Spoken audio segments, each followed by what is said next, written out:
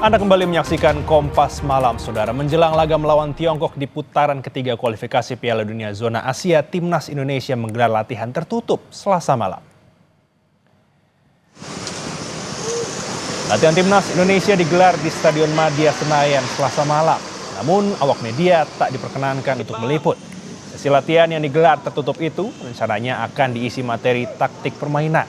Latihan tertutup juga dilakukan Tiongkok. Mereka hanya memberikan kesempatan kepada media Tiongkok yang datang ke Jakarta untuk meliput. Indonesia dan Tiongkok sedang bersaing ketat di grup C. Keduanya masih memiliki peluang untuk lolos ke putaran 4 kualifikasi Piala Dunia 2026 Zona Asia. Untuk sementara, Indonesia berada di posisi 4 klasemen grup C dengan 9 poin dan Tiongkok menjadi juru kunci dengan 6 angka.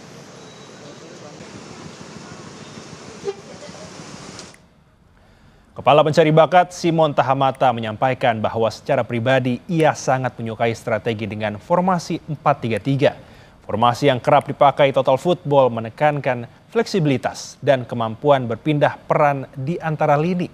Sementara dalam melakukan scouting ada beberapa kriteria pemain yang Simon cari.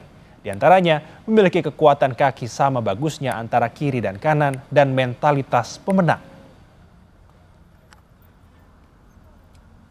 Saya suka 4-3-3 sistem. Kiri luar, kiri kanan, striker, 3 midfielders and 4 defense goalkeeper. I want to select players who can use his both feet, technical very good, mentally have to be a winner. Everything what a professional player needs.